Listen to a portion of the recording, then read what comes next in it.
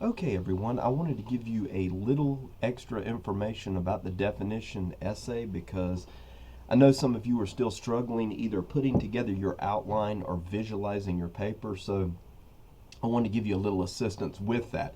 Number one, if you have not done so, and many of you have not, if you've not completed the definition chapter, you're already at a distinct disadvantage because you don't even understand the terminology that is being used not only in the class but also in the outline. So I had some people ask me, what is a stipulative definition? And we covered that in class, but then also it's in that chapter that you were supposed to have read. So not only didn't you take notes in class, you also didn't complete that chapter. So please go back and read that because obviously the language within there is exactly what we're using for the purposes of this assignment.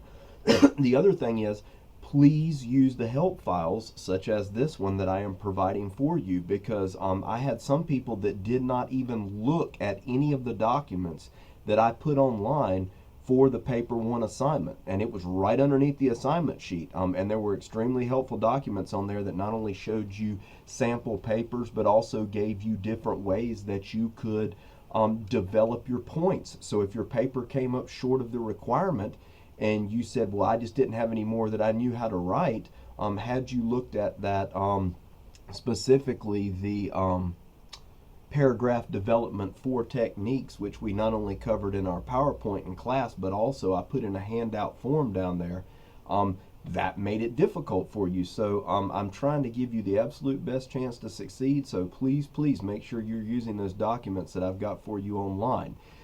The other thing is some of you are picking words and terms that are way too complex for this particular assignment.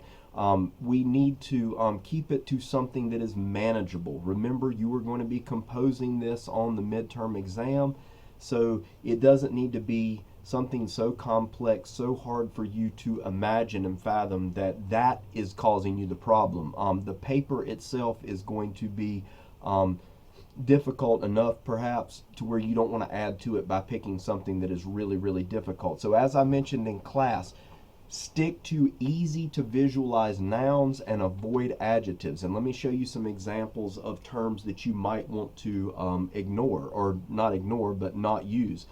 Beautiful, because you can have a beautiful girlfriend, a beautiful car, it can be a beautiful day outside. If you were to try to write about beautiful, you would have to have criteria that would fit regardless of whether you were talking about a beautiful day or a beautiful car. That is really difficult. That is something that I know a lot of people with master's degrees in philosophy would not want to tackle that. Excellent is such a broad term. What does it mean to be excellent? It would be very difficult to define that. And love, I can love chocolate, I can love my mom. All of those would have to have the same criteria. That's really difficult. So instead, we might change beautiful to what makes someone a beautiful person. Not only is that easier, it's also debatable because some people may look at someone and say, I believe that person is beautiful for these reasons. Someone else may look at another person who looks completely different, who acts completely different, and say, no, I think this person is a beautiful person because of these reasons. Instead of just excellent, what makes an excellent employee? If you are a boss somewhere, if you're a manager at a particular, say, American Eagle Outfitters, you have an idea in your mind, even if you haven't mapped it out, what you believe makes someone an excellent employee. What are the traits that that person needs to have? What are the criteria that person needs to have in order to be considered an excellent employee? If you do tackle the love, maybe the easier way, and I believe somebody in my first class was doing this, instead of love, what does it mean to be in love? Are there certain criteria that someone would have to meet in order to be considered in love? Notice that keeps somebody from saying, yes, but I love chocolate. Yes, I love my mom. Yes, but that's different than in love. So choosing terms that are more manageable is going to make this project much easier. Um, it's even easier still if you pick something that you already know or you already like. So if you play a lot of video games and you enjoy video games, you may have a pretty good idea what makes a good video game. There are certain criteria, certain traits that any game, regardless of the genre, has to have in order to be considered a good video game. The same is, I was talking with someone in my office earlier, and we were talking about what it might take to be a good nursing home worker. Notice this is even different than a good employee maybe, because it's more specific to that particular person's job. So a good nursing home worker may have different traits than, say, a good employee at the Gap. Those are going to require two different skill sets, and maybe even other requirements as well. So take something you know, take something you like, and speak about that. Make sure your criteria that you are listing are not examples. So if you are doing the term hero and you say, okay, this is the term I want to address, don't list for your criteria fireman, policeman. What you have done is given me examples of heroes, but you haven't told me what those firemen and policemen have as traits that perhaps make them heroes. So instead, I might list as one criterion, a hero is, number one, a person who sacrifices him or herself. That would work maybe as a criteria. Same with a good parent, which is debatable. Obviously, parent would not be a good term to use because everyone pretty much knows what a parent is, but there is a lot of dispute perhaps in people's ideas about what makes a good parent. But don't list criteria as my mom, Dr. Huxtable on The Cosby Show. Don't list people that you see as good parents. Instead, offer criteria. First thing that both my mom, Dr. Huxtable, and anybody else who wants to consider themselves a good parent, they have to protect their children. That's what those people would have to do. So that would be a criterion. All right. So right after your topic sentence where you're going to list your criterion, you are also going to have a stipulative definition. So if my topic sentence sounds like this, in addition to being enthusiastic, that's what I dealt with in my last paragraph, a good professor must be helpful. Notice this has the exact same layout as your first paper that you wrote. You're kind of in this particular topic sentence with this version, reminding people what you just covered in the last paragraph. You're giving them a reminder also right up here with a good professor as to what your paper is about. And now you're going to explain this criterion that a good professor must be helpful.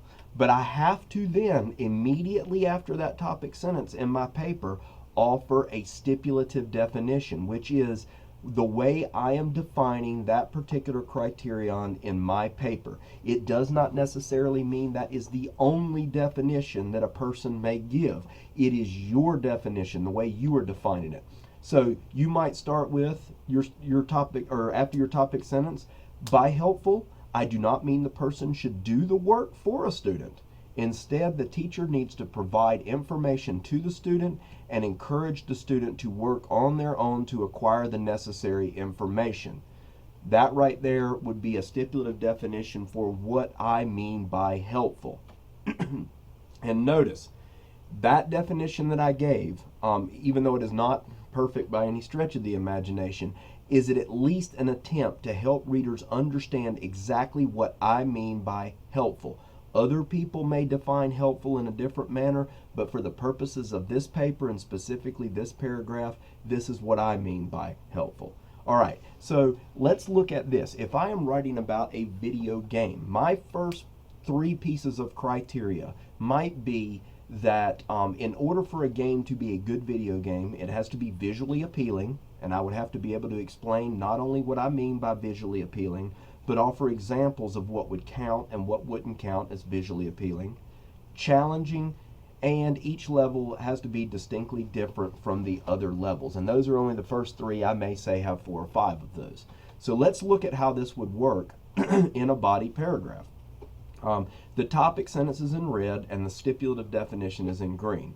In addition to being visually appealing, a good video game must also be challenging. So I've let people once again know, here's where I came from. In addition to being visually appealing, I'm still letting them know I'm dealing with what a good video game is in this paper, but in this paragraph I'm going to explain how a good video game needs to be challenging. But challenging is one of those terms that people may have different opinions about, so I'm going to offer them a stipulative definition. Challenging, however, does not mean that the game should strive to be frustrating. Instead, a challenging game should require a player to acquire a certain skill or bit of knowledge before he or she can continue. This might often take multiple attempts at a task or time spent searching for answers. So notice that that particular definition helps people to understand what I mean by a challenging game. I help them to understand, what do I mean by challenging? So if I'm laying out my outline, my topic is exactly as it looked in that previous example. My stipulative definition is here, but then I need examples to back this up. So I'm going to show you an example of what fits a challenging game. Dawn of Bad Times.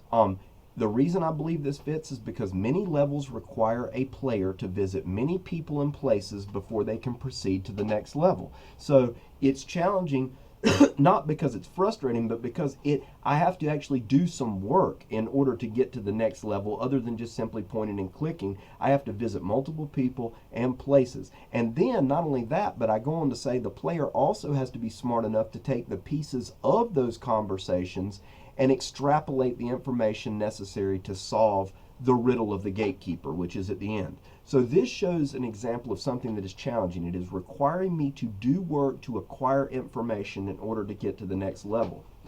Even something like Pac-Man, a simple game, you still have to hone your reflexes. You have to build up your reflexes over time. You have to learn patterns in order to get to the next level. So it's not something that you can just simply do by just continuing to play the game. You actually have to learn how to play the game. An example of what doesn't fit might be Mineland.